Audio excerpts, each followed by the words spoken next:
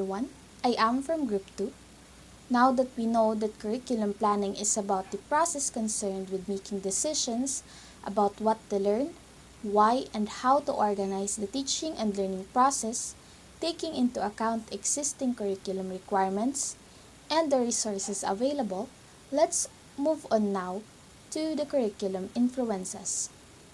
Now, the teacher's individual characteristics affect the way the curriculum is presented to the students. Some other factors that influence curriculum design are application of technology, students' cultural background and socioeconomic status, social forces, and also classroom management. But there are three main influences of curriculum, which is going to be discussed thoroughly by my group mates. But let me introduce it to you a little bit for us to have an idea. So the first type is external influence, wherein it is composed of the society or government, discipline associations, and marketplace or alumni. The second type is the organizational influence, wherein it includes program relationships, resources, and governance. And the third type is about the internal influence that includes the faculty, the students, discipline, and program mission. To begin with the proper discussion of external influence, let's hear from my groupmate, Roem. Thank you. One of the external influences of the curriculum planning are the alumni. They are the graduates or the former students of a particular school, college, or university. It is said that the alumni are the living testimonies of a curriculum or the quality of education offered by a particular school. Of course, these graduates are a mere reflection of the kind of education they had, which can be seen through their careers or their lives in the present, because mostly, the school is the one that contributed a lot in their development as individuals. That is why in curriculum planning, the alumni are of great influence. They evaluate the program's administration and they become external stakeholders and proof of a successful curriculum implementation. The second external influence is media and information and communication technology. It refers to all the technology used to handle telecommunications, broadcast media, intelligent building management system, audiovisual processing and transmission system, and network-based control and monitoring functions. It gives easy access to references, record keepings of school documents, and connecting the school to global community. Second external influence is the market demands. These are very influential in planning and developing curriculum. It is imperative that students are prepared in terms of knowledge, values, and skills to meet the needs and demands of different institutions in the society.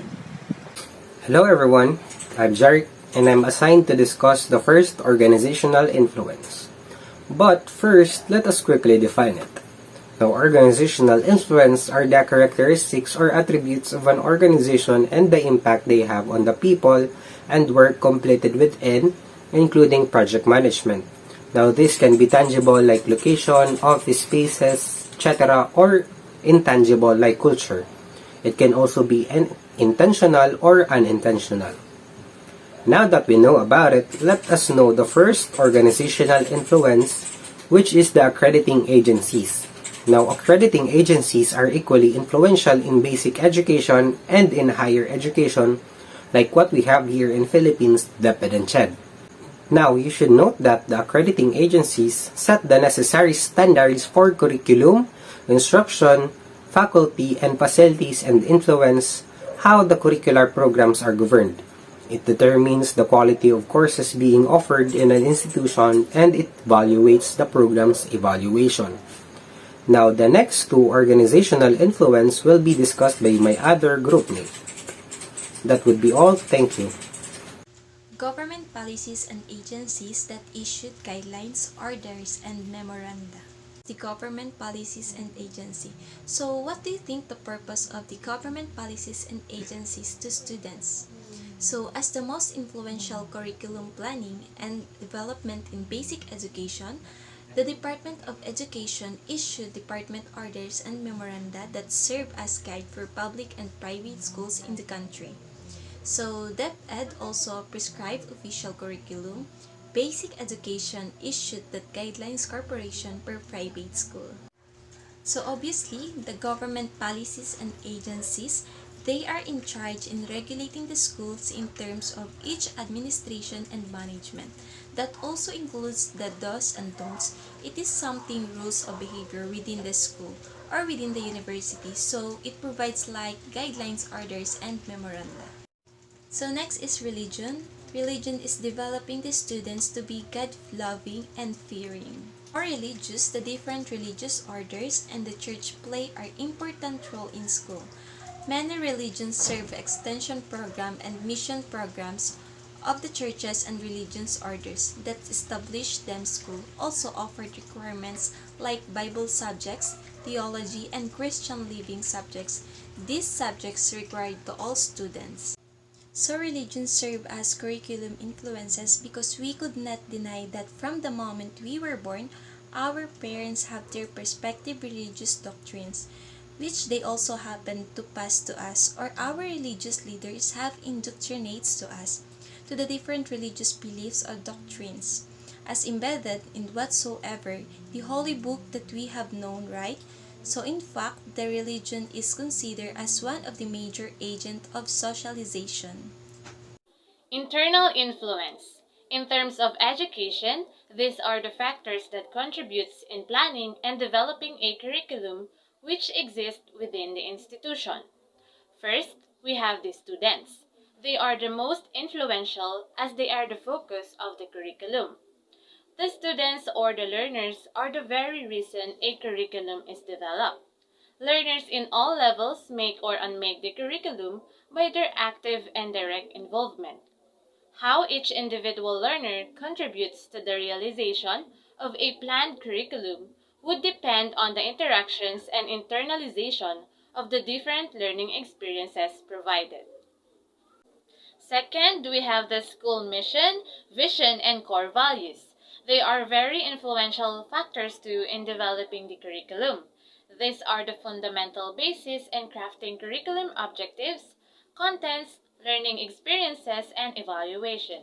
The vision, mission, and core values of the school are the reflections of what the institution can contribute to the society and to the development of the individuals.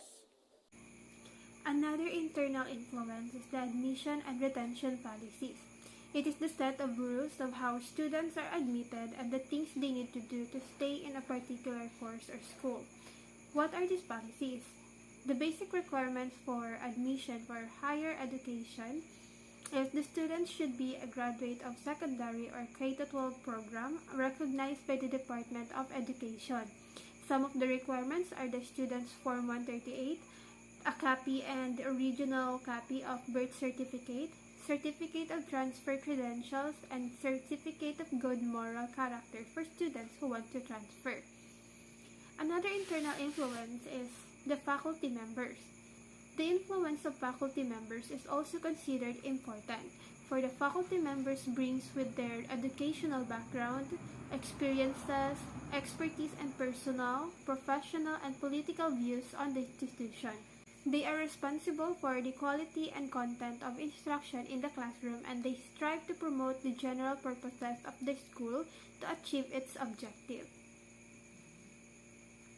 One of the internal influences in curriculum planning is the school administrator. They have an extremely important role that is to ensure that the system is operating effectively and efficiently. These administrators are the principal, assistant principal, superintendent, deans, and department chair. They have to demonstrate a high level of excellence in every realm within the school. They also ensure that all schools, teachers, and counselors are collaborating towards a common goal while improving standards and opportunities. This common goal will be achieved through providing instructional leadership and developing, implementing, and evaluating district and school systems and policies. Therefore, without their leadership, creating meaningful learning environment improvements will be very difficult to achieve. Other roles and responsibilities of school administrators are to evaluate and standardize curriculum and teaching methodologies, monitor financial affairs including budgets and purchasing of school expenses, and conduct teacher and staff evaluations to ensure proper implementation of curriculum. Next is the school facilities and other resources. The facilities of the school affect the overall learning process as well as the mental and physical health of the students.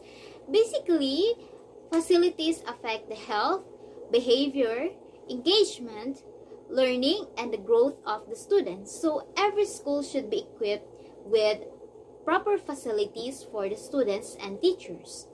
Some examples of facilities and resources are classrooms, libraries, laboratories, ICT equipment, school clinics, guidance office, and canteen. Student services. These curriculum influences are very important in the curriculum development. It helps the workers and developers in developing, planning, and implementing a relevant and responsive curriculum of the different learners and different schools. Student services includes campus ministry. I know that all of you are familiar of it. Campus ministry, it helps in spiritual nourishment of the students in sectarian school. It held or hosts various activities that build life-giving relationship. It also encourages the students to share about their experiences and journey in life so that they can build a friendship with other people. Next is Guidance Office. Guidance Office provides a professional help to the students with various personal and psychological concerns. The basic purpose of Guidance Office is to help the students to identify the root cause of their problems and facilitate them in identifying the possible intervention of their problems and concern.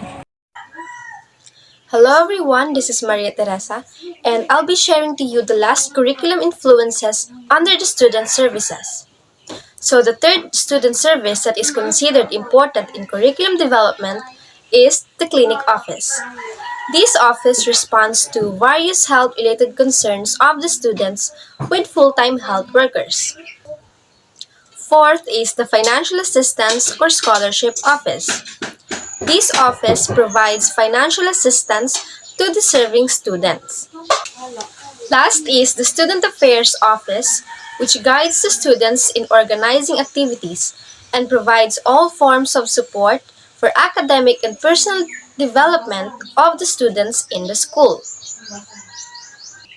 To review, the overall influences in the curriculum development are students, school's mission, vision, and core values, admission and retention policies, faculty members, school admins, accrediting agencies, market demands, alumni, media information and communication technology, religion, facilities and other resources, and student services.